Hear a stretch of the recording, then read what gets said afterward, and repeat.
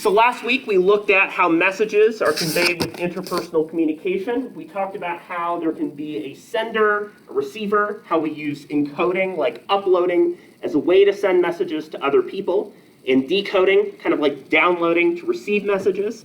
And we talked about how things such as noise, right, physical sounds, but also psychological and physiological. I'm hungry, I'm tired, this class is first thing in the morning, I'm a little groggy, I'm not a morning person, can affect your ability to send and to receive messages. We talked about a couple theories. We looked into Maslow's hierarchy of needs, right? That's another pyramid that suggests that a lot of our basic needs for survival are at the bottom. They're the most important things to focus on. And we move up from there all the way up to self-actualization. And that we use interpersonal communication every single day in our lives as a way of helping to achieve that hierarchy. We talked a little bit about listening and ethics, right? Ethical listening and engaging with other people is sort of the Atticus Finch style, putting yourself in somebody else's shoes and walking around in them for a while. And we engage in good listening in order to help us to get those needs fulfilled and to build good relationships with other people. So for today's class, again, we'll be using some of the questions or goals that you all shared in your feedback form on good writing. I think that these are skills that for a lot of you might be review, but can still be really helpful ways for us to prepare for assignments in all sorts of classes. At the very, very least, I think it'll help you get a very clear sense of what I'm looking for in the two major essays for this class. We'll look at some cases of good and bad writing. So I have an activity that we'll do where we'll look at some examples of issues or problems in writing and work through those together. We'll also understand how the major course assignments, such as the interpersonal analysis essay, work, and how you can use the skills that you learned from today as a way of doing those assignments effectively. So what I would like us to do is I'd like you to form some groups. So these groups can be as small as 3 people to as large as, say, 6 or 7. You can choose whoever you'd like to work with. Maybe it's a group or a table that's close to you, or maybe you decide you'd like to move around. But what I'd like you to do is, within the group, have each person share what you wrote down for what you feel like makes a good college essay. And as you're listening to other folks, what are the things that are emerging as common themes or ideas? Once you've shared, have somebody that serves as a representative for your group that shares some of the most common themes. So maybe you realize, oh hey, everybody in our group thinks that good topic sentences are an important element of essays. Maybe you choose to share that with the group. So go ahead and find some other folks to chat with, maybe people you haven't met before. So take a few minutes to share what you wrote for your prompt, and we'll have each group share their overall thoughts on this process with the class.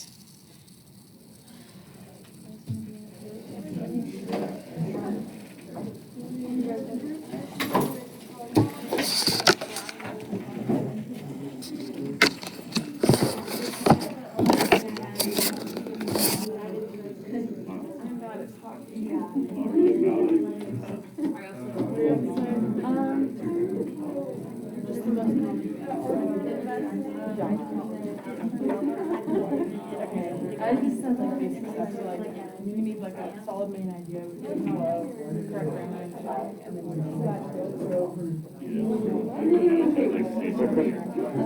A lot of those core elements you brought up, grammar, writing, spelling, good idea, right? Because not every essay is going to have a formal thesis or argument, right? But it needs to have some idea or concept you're advancing for. So that's a good point.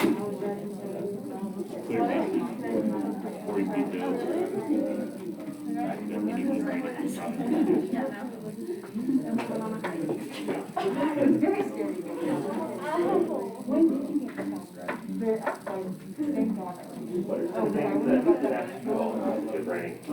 Yeah,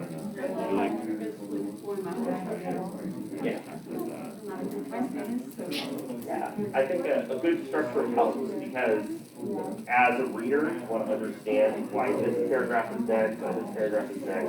Even things like topic sentences, great ways why people have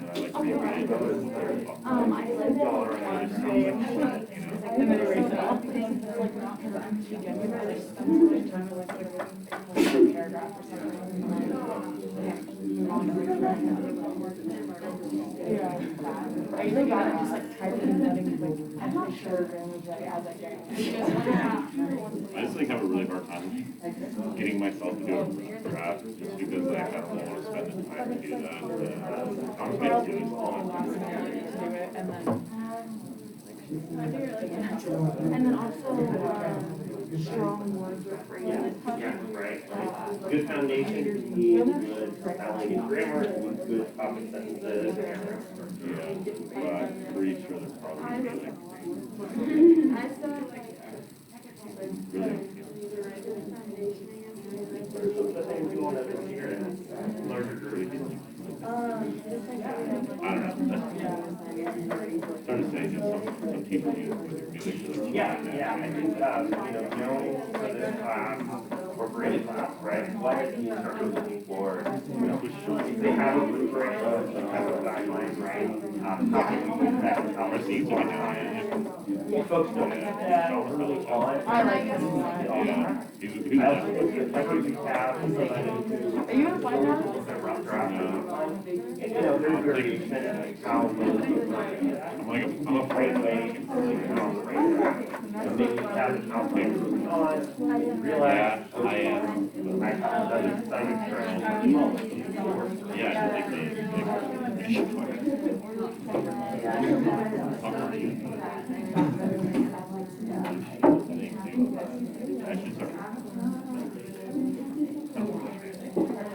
So I'll give you another minute or two to finish up.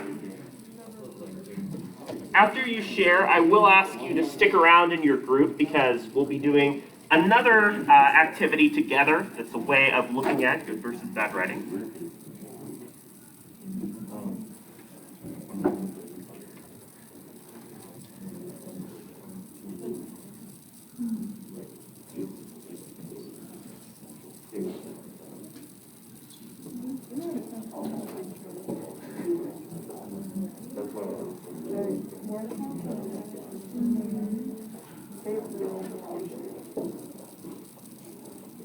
Like people adding in like words Just to make it work? stuff. Yeah. Yeah. It's a challenge because for some courses to count as credit, like for fulfilling a writing requirement, there does have to be like a minimum words on it, but the way that it gets, I think, used in an essay is really weird. Like, write 4 pages.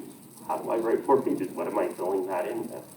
So I think finding a way to get that content well is a challenge. Well, I mean, you're taught to speak concise, so how are you supposed to speak concise if you're supposed to do it with 500 words? Right. I was given a reading prompt for this day, and was told to make it about 500 words, and the reading prompt was 30. Yeah. So I think, working on breaking down, outlining, and getting the central ideas together can help.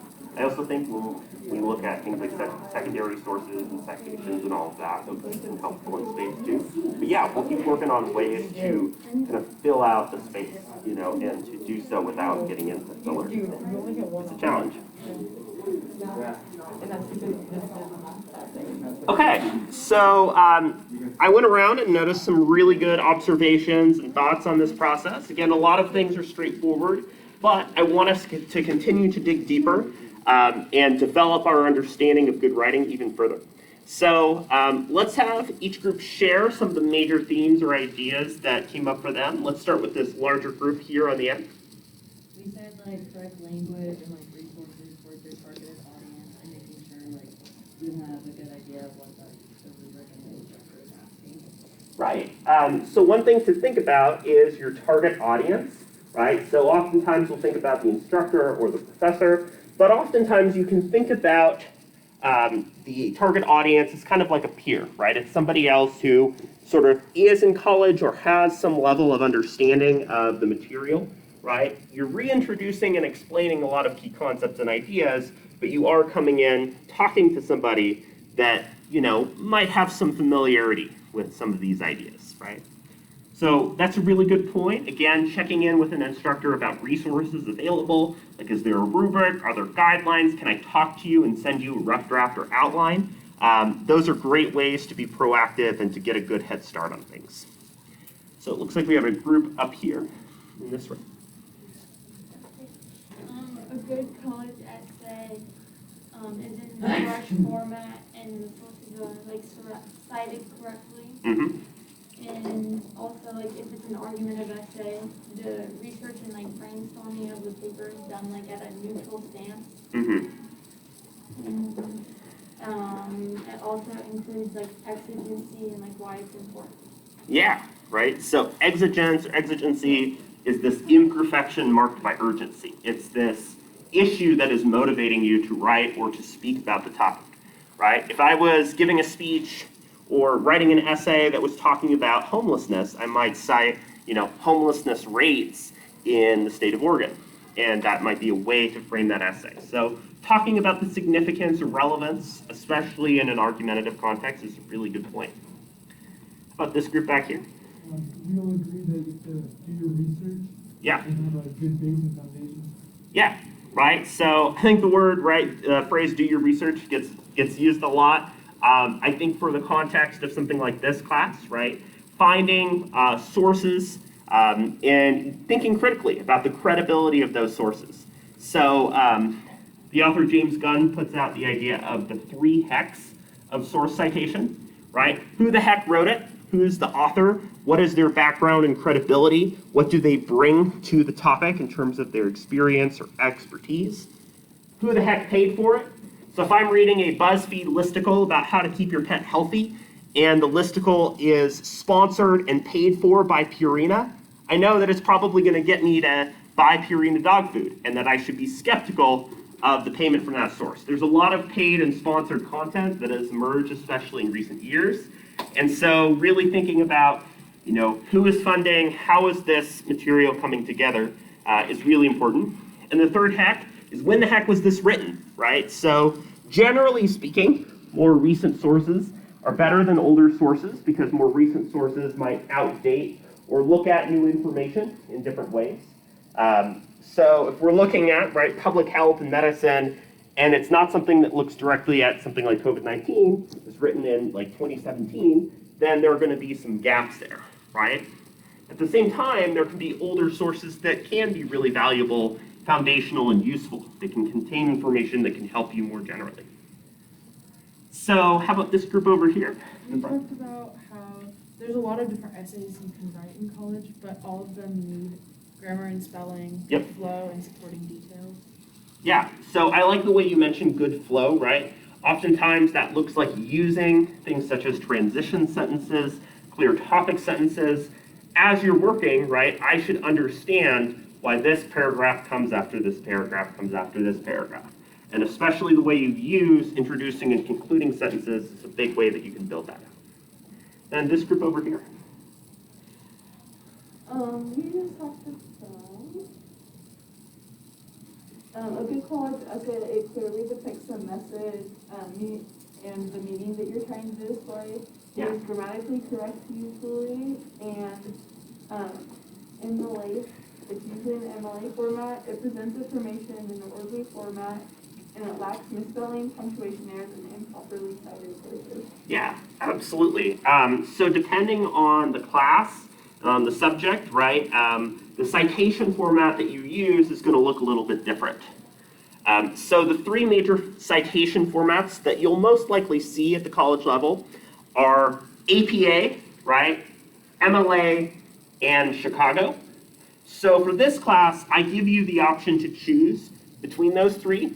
I do this in part because I know a lot of you might not be comm majors, and if you're involved in, for instance, English or writing or sociology, psychology, and there's a lot of APA that you use, I want you to use the same here. So I would say pick the citation format that you like the most and that fits the closest with what you're looking for, but pick it and stick to it, right? You shouldn't be combining or mincing formats. So Chicago style uses footnotes or endnotes as a way of citing sources. So do that if you're going with Chicago, but don't use that style if you're doing APA. So find the one that works for you. Again, the Purdue OWL is a great kind of step-by-step explanation of the different source citation style and how you can use that style effectively. These are some really good points, though, and I think get us at a really good starting place to talk about how we can do these things effectively for college writing. So what makes a good college essay? I think a lot of you have spoken already to some of the ways that there's variation, but I want to provide some general principles. At best, this helps you in any class. At worst, it gives you a sense of what I'm looking for from your major essays later on in the quarter. So here are some of the things that I look for. The first thing, and this is really important, is a clear argument, right? Because for your interpersonal analysis essay, which is the first essay in the class, you'll be looking at a mediated representation. For instance, two characters on a TV show, Ross and Rachel, Jim and Pam, whoever you choose, right? You'll be wanting to make an argument for how these two are communicating and how this relates to things that we've talked about in the course so far. So maybe you're really interested in uncertainty reduction theory, and you want to make the argument that over the course of The Office, Jim and Pam display uncertainty reduction theory. At first, they're really awkward and don't know each other very well, but through reciprocal self-disclosure, they start to feel more and more comfortable and okay with one another. Either way, clarity is important, and that can come through using something like a topic sentence or a thesis sentence that states the overall point. In the final essay in the class, the recording and reflection essay, I'm asking you to talk about what you have learned from the experience of recording yourself having a conversation with somebody else and transcribing that conversation. What have you learned, and how does that apply to the main ideas in the class? Your voice should be at the center. So one of the biggest problems that I see that happens in a lot of essays is improper use of source citation, where essentially, right, you're saying, hey, source, speak this, talk about this for me. So rather than doing that, you should think about the source being secondary to your own voice. There's a couple ways you can do that. One of the biggest ways is by preventing your paragraphs from beginning with the source, or by beginning with, according to so-and-so. Start with your topic sentence. So for instance, I argue that we need to focus more on our face-to-face relationships. This is an opinion shared by Johnson, 1999, who states face-to-face relationships matter. So you're starting with your argument, and then you're explaining how the source fits in your argument. Don't start by quoting a source in a paragraph. Make sure that you're the one guiding the discussion, and the sources are serving you. Organized writing matters a lot. So organization is something that happens from a really early stage. What I look for, especially in something like an introductory paragraph, right, is a hook, something that gets our attention. Maybe it's an interesting fact, maybe it's an interesting observation or idea, but you want to get somebody's attention. If you start with something super boring, interpersonal communication has been going on for millennia. Well, yeah, of course it has, right? Try to spice it up and say, interpersonal communication occurs in surprising and unique ways in the office, right? That gets my attention and makes me wonder, well, how? What are the interesting ways that interpersonal communication is happening? I want to read more. A thesis sentence, right, is a short explanation of the major argument. I argue that in The Office, through Jim and Pam's relationship, uncertainty reduction theory is at play. Specifically, over the course of the show, through reciprocal self-disclosure, the characters display more and more confidence surrounding each other.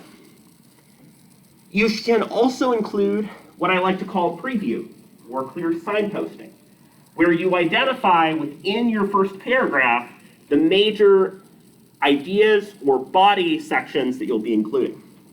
In order to show how The Office displays uncertainty reduction theory, we'll begin by looking at the earlier seasons and the beginnings of self-disclosure with some of the deeper elements of self-disclosure present later in the show. Using your body previews in the introduction is a great way for me to know what points you'll be getting to later in the essay, and will really help to have readers follow along. Because they'll see later, oh, now we're talking about the later seasons. We're in the second body point. So this level of organization is really important. We should also focus on clean conventions. This is something that several of you have brought up, right? Avoiding things like typos, grammar, misspelling, and so on. There are a lot of situations where if you're using Google Docs or Microsoft Word, right, there might be typos or errors, especially grammar and sentence structure errors that it misses. So don't rely on that exclusively. Don't over indent or change up your indentation scheme. Another thing that I've noticed a lot is I'm okay with you using something like a citation maker or citation machine. Those are online resources where you can essentially put in the title of an article or book and it spits out a citation for you.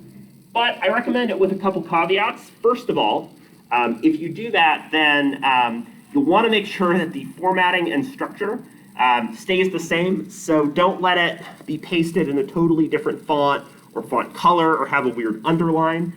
One easy way you can do that is paste without formatting. Another thing that I recommend is whenever you use a citation maker or citation device, there are going to be things that it misses. So I see, for instance, people will cite a news article that supposedly has no author, but the author is in there. It's in the article. The citation machine just didn't get it. So it's okay to use these devices as a starting point, but make sure that you're verifying and using your own material. And consistency, right, in citation style, material, etc., is really important. So maybe you have a great introductory paragraph, and over the course of writing, it just kind of falls off and is no longer clear. So those are some of the major things that I look for. And again, as we get closer to these assignments, we'll be talking more about how to use those effectively. How many of you all have struggled with procrastination? Yeah, so just about all of you. And I do too, right? It is a very, very hard habit to train, especially if you start to develop a pattern for, waiting until the last minute, submitting something, and, doing so on it. But planning ahead is a way to really help you with doing this effectively. So one of the first things that you can do is brainstorming. So even if you're waiting until the last minute to actually write the thing, I'd much rather have you do some of that upfront brainstorming work early on as a way of building those skills and giving you a sense of what to write. You're going to be in a much better place if you've procrastinated, but you know what you're writing. You know what your topic is. Rather than it's the night before, what the heck am I going to write about? Well, it's going to take significant time and brain power to figure out the topic. So brainstorming can involve a lot of different elements, but essentially involves thinking ahead about the topic of your essay. One way to do this is by reading your prompt carefully. So for this class, I've actually gone ahead and included the rubric for your essay. I'll show you where to access that so that you can already start to do some brainstorming. When does our first essay due? It should be due early to mid-November. I'm actually going to get that pulled up for you right now.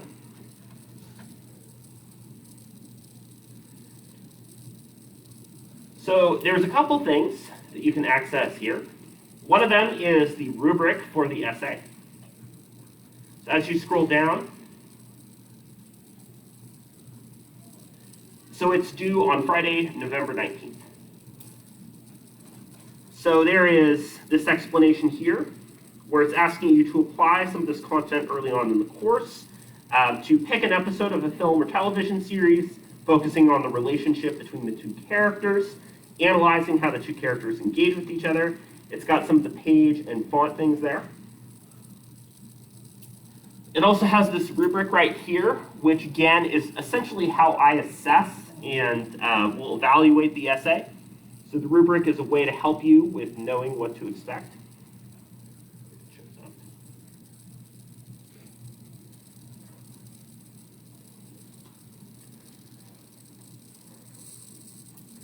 So the two major areas that I look at are substance and style.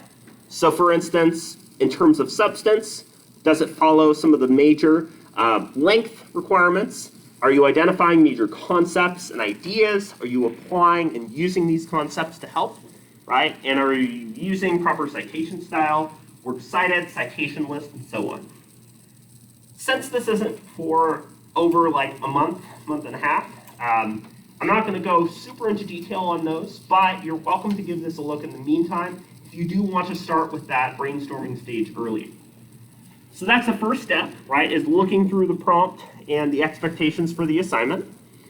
Another thing you can do, right, is, again, look at those resources, reach out to an instructor if you need help or you have some ideas. Maybe you say, you know, I'm trying to decide between this new Netflix show, Squid Game, or looking at an older film, what should I do?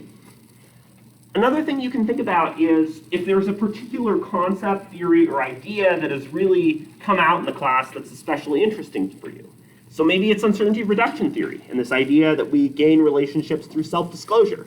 And you decide, you know what, that was a topic I think I know pretty well and I'm interested in, so I'm going to focus on that. So those are some things to help you out with the brainstorming stage. And we'll also, for this first essay together, I'll be asking you to bring in some ideas so that we can workshop them as a class going into that first essay.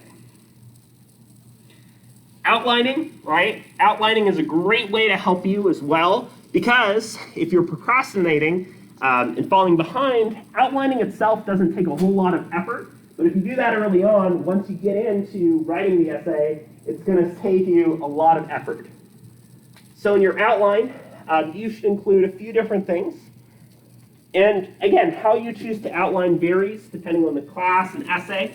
I don't require outlines, but I will look at them if you want to send them to me.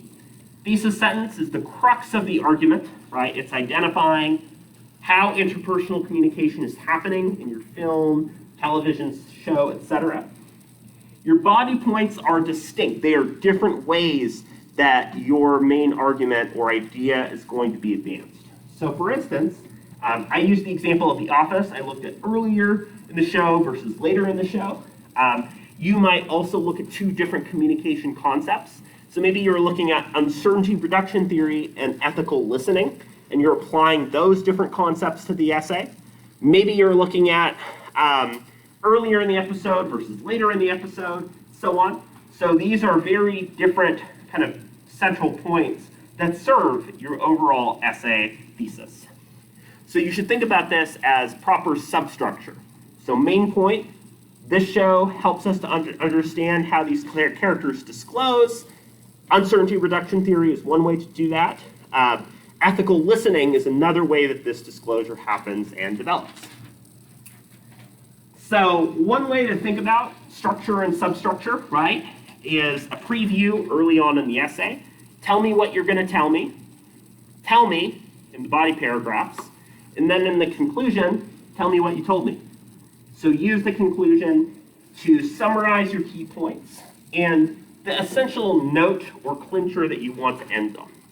At the end of the day, we can see that interpersonal communication, as depicted in television, is a prolonged process for many characters, Jim and Pam included, right? So in the context of something like this, right, you do not need to have your essay function as a huge history of interpersonal communication or a survey of the field, right? Somebody that has some level of background or knowledge about interpersonal communication. Avoid the fluff and dive into the key area within interpersonal communication that you want to focus on. So when it comes to writing, one thing to do is to pace yourself. We oftentimes will burn out of writing after like an hour or so. We kind of get to this point where it's like you're writing, but your writing quality isn't nearly as good. So consider pacing yourself and dedicating, a day or two during the week to write a paragraph or two. The outline can be great. You can just copy paste a topic sentence and then work from there, and you'll be surprised by the amount that you can fill in, right? Make sure that you're introducing and explaining your supporting evidence. So again, don't just paste a big block quote. The writing doesn't speak for itself, right? The source you quote doesn't speak for itself. You have to explain how that source and how its central ideas are helping you. So if you're showing an exchange between Jim and Pam and maybe they're awkwardly greeting, you say, through this awkward greeting, we can understand that there's low self-disclosure between the two. Because Jim mostly says, hi, how are you? We can infer that the two haven't developed a very close relationship yet. They're not very comfortable with each other. Another thing I notice is that a lot of times paragraphs can be sprawling, right? My best advice for paragraph length is to keep it to about a half a page double-spaced. If you're going more than a half a page double-spaced, there's probably a new topic or idea that you've shifted to. So you should break that up into a separate paragraph. So my partner does a lot of writing of grants and a lot of kind of formal, practical writing assignments, you know, kind of for the, out in the real world, right? And one strategy she does that I think is a great one is 48 hours before an essay is due, she will print out a paper copy of the essay, leave it on her desk, and go to bed. The next day, she wakes up, has a pen, and looks through her paper copy. When we look over and over at our essay, our eyes kind of glaze over. We don't necessarily catch things the same way. But if you give yourself, you know, a day or so to look back through your essay, whether it's printed or typed, you'll notice that you're picking up on things that you didn't before, right? You're rereading your sentences, you're identifying potential typos or errors. You might even think, here's a better way to make this argument or to phrase this sentence. So returning back to your draft later helps you to notice things that you didn't notice the first time because your brain has been going over it over and over. And again, I'll look at those rough drafts and outlines. Send them to me as soon as you can, because the sooner you send them to me, the sooner that I can turn around and provide you feedback on those assignments. So what I'd like us to do now is to return back to the groups that you started for today. I have a little activity that I'm going to have us work on together. So I'm just presenting a few different scenarios. What I'd like you to chat about with your group is, for each of these scenarios, what do you think is the best answer for this question? You can have somebody in each group who shares or talks about these. Take some time to look at this and work on this as a group. Talk about this together in just a couple minutes. Anybody else? Any other groups who need these?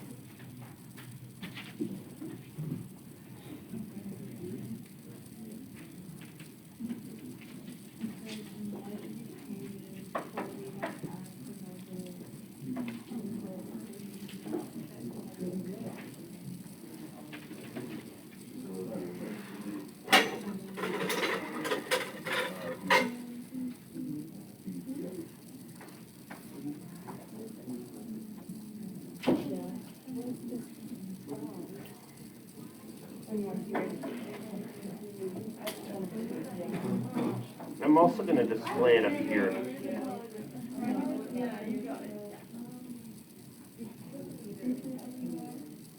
Yeah, that would be in text, wouldn't it? Yeah. Just because it's like a quote.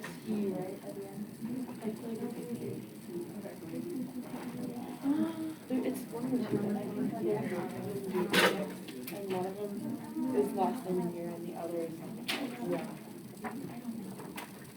Yeah, I've always been really confused. I won one way. High school, it was like always like, even in like, I did college writing in high school. So I was taking a college writing.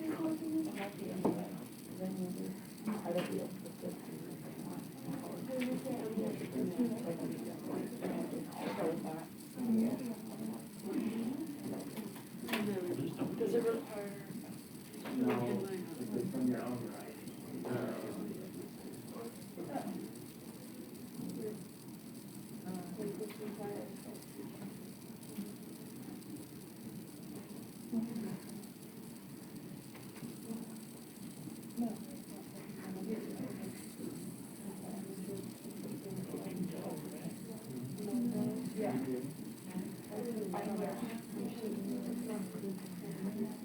You're talking to yourself. I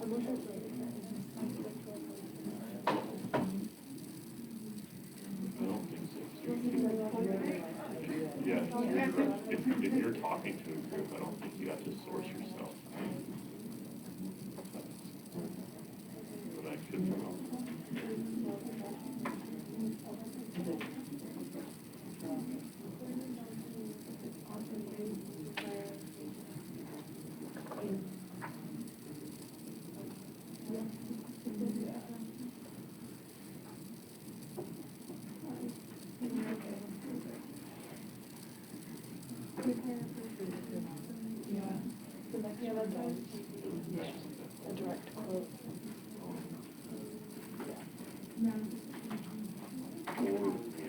So I'm noticing a few folks are talking about being a little bit confused or uncertain about some of these. So why don't we talk through these together a little bit? It's okay if you're still working through these questions and aren't done.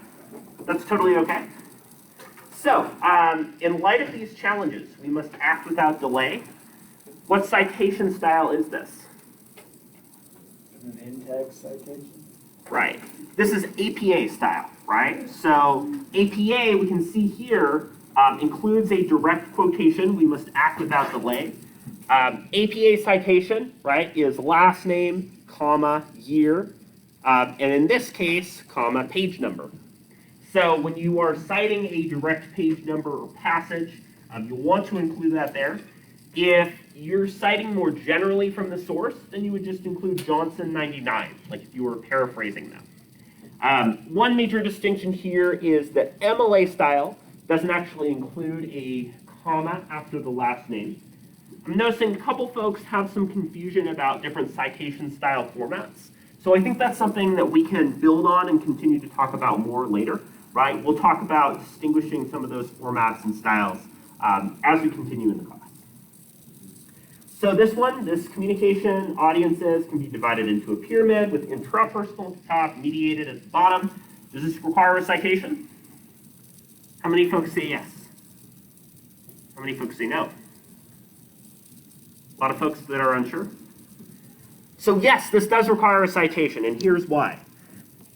You did not come up with this pyramid, right? I didn't come up with it. This is a communication concept that's been developed over time. So whenever you are citing information that's not your own opinion or idea, right, it needs to be cited. A common misconception is that the only sources that require citation are direct quotes. And what's considered structural plagiarism is when you're citing the major idea without citing the source. So whether it's a quote or a paraphrase, if it's an idea or concept that comes from another source, so maybe you're talking about uncertainty reduction theory, is the idea that over time, through self-disclosure, people become more comfortable. Even if you're not directly citing the source in quotations, you still want to include that citation. According to Johnson, we must act without delay. So yes, that requires a citation.